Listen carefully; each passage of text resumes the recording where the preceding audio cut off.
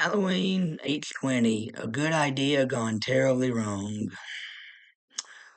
Well, after the disaster that was Halloween, The Curse of Michael Myers, they decided to do a legacy sequel that ignores the events of 4, 5, and 6, basically erasing them from the story's history and making all the new characters that were introduced in this film that we really liked either survived or were killed off in any of the movies no longer relevant or important. And sucks. I like Danielle Harris. I like her character Jamie Lloyd, and in this new rebooted version, Laurie Strode is back. She never died in a car wreck, like, and she has a son instead of a daughter.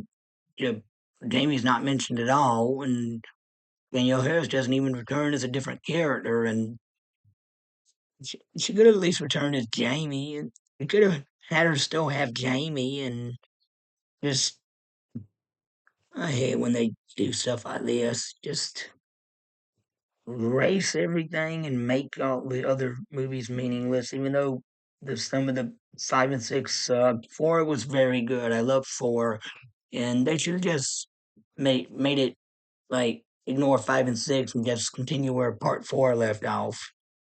I and Dr. Loomis is not mentioned at all because Donald Pleasance died after 6 was made, and they they didn't. I guess they didn't want to recast him. Thought it was too soon, so they. I don't think they mentioned him at all in this one or the following movie, Resurrection. Uh, Michael is back, and I forget who plays him, but they did an all right job. He's not as scary as he was in the previous movies, not as interesting. It's the same old tropes over and over again, gets on my nerves. In the plot, Lori is a school teacher at a boarding school, and she changes her last name in order to obviously keep Michael from tracking her down next time he comes after her. She has a strained relationship with her son she's trying to work out. She also has a drinking problem and refuses to celebrate Halloween because it's too traumatic for her. She won't even let her son celebrate it. Girl, do what you want to, but let your son have his way and do what he wants to. Mind your own business. Some of the things I do like about this movie is that they cast Josh Hartnett um as Curtis's son, and he gives an all right performance. And Jamie Lee Curtis's performance as Laurie in this movie is pretty good. And I like how Laurie's mother is in this movie, and like she's played by Janet Leigh, who is not only Jamie Lee Curtis's own mother in real life, but she is the original Scream Queen. I mean, she was cast in Alfred Hitchcock's movie Psycho, and one of the first villains to die by the playing first char- characters to die by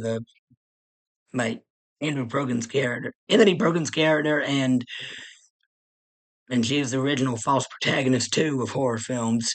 So it's pretty cool that she's cast in there, and they have good chemistry together since they're mother and daughter in real life. I also like how LL Cool J's character. He's a bit funny. He's used for good comic relief, and seemed he's like trying to read his wife some stuff, some book poems he wrote, and she just makes fun of it. Those are pretty cute, and I also like Joseph Gordon Levitt. He makes one of his early debuts as a guy who gets killed by Michael early in the film, and the action scenes in this movie. I like the showdown between Laurie and Michael. I don't know if I said that already, but it's pretty cool. The choreography in it is done very well. Special effects on the Michael kills when he kills them are pretty well done. And some of the kills are creative, but most of them are like nothing we've seen before.